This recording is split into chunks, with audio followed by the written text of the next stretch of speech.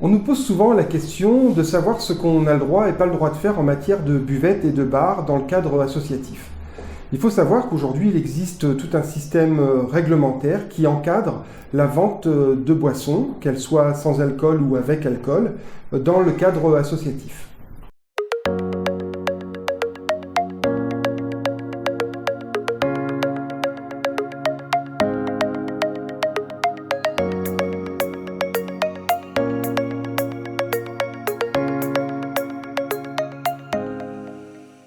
Pour comprendre le cadre réglementaire des bars et des buvettes dans les associations, il faut envisager 4 hypothèses que nous allons voir successivement. Premier cas de figure, la buvette où on ne vend pas d'alcool. Deuxième cas de figure, le bar permanent où on va vendre de l'alcool. Le troisième cas de figure concerne les buvettes temporaires dans les établissements sportifs. Et la dernière catégorie, les buvettes temporaires en dehors des établissements sportifs. Premier cas de figure, les buvettes et les bars sans alcool. Aujourd'hui, c'est très simple, il n'y a aucune réglementation qui encadre ce type de vente. L'association peut donc, à loisir, vendre des boissons sans alcool comme elle le souhaite. Deuxième hypothèse, le bar permanent associatif avec de l'alcool.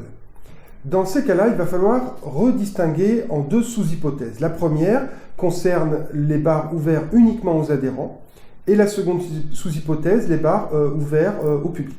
Concernant les buvettes destinées aux adhérents, il y a 2 conditions à remplir pour que l'association puisse vendre des boissons. D'abord, il faut que les boissons fassent partie du groupe 1 ou 3. Il y avait antérieurement un groupe 2, mais celui-ci a disparu. Le groupe 1, ce sont les boissons non alcoolisées, mais nous en avons déjà parlé.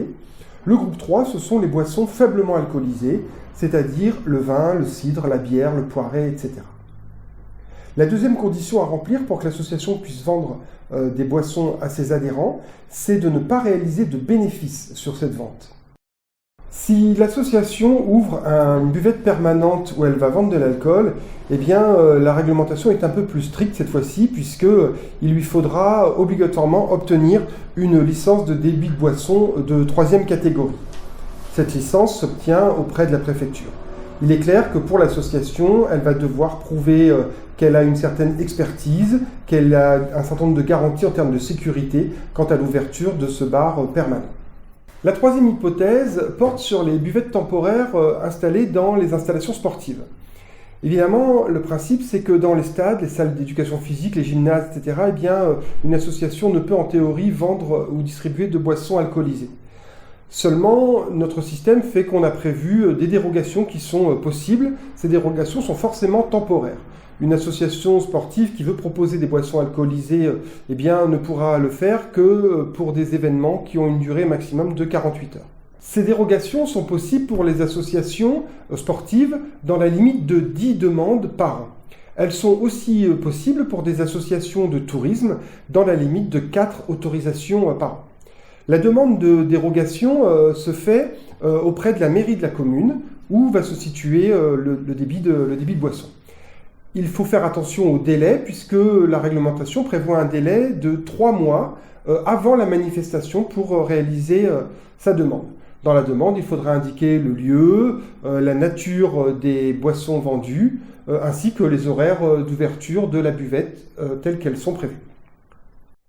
La dernière hypothèse, qui est probablement celle qu'on va rencontrer le plus souvent, c'est l'hypothèse où l'association va organiser une buvette temporaire dans un établissement qui n'est pas un établissement sportif.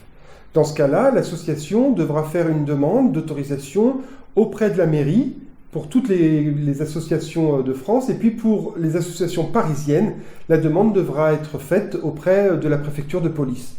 Attention à respecter le délai puisqu'il faut faire sa demande au moins 15 jours avant l'événement qui est prévu.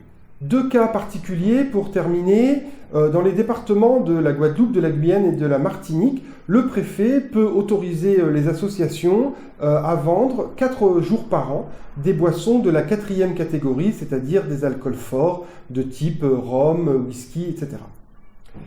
Deuxième cas particulier, si la buvette ne concerne que le cercle restreint de l'association, eh bien, c'est-à-dire si elle est vraiment réservée aux adhérents, eh bien, dans ce cas-là, par exemple, un pot associatif, une 3e mi-temps, une réception, etc., eh bien, il n'y a pas de démarche spécifique à faire pour obtenir l'autorisation.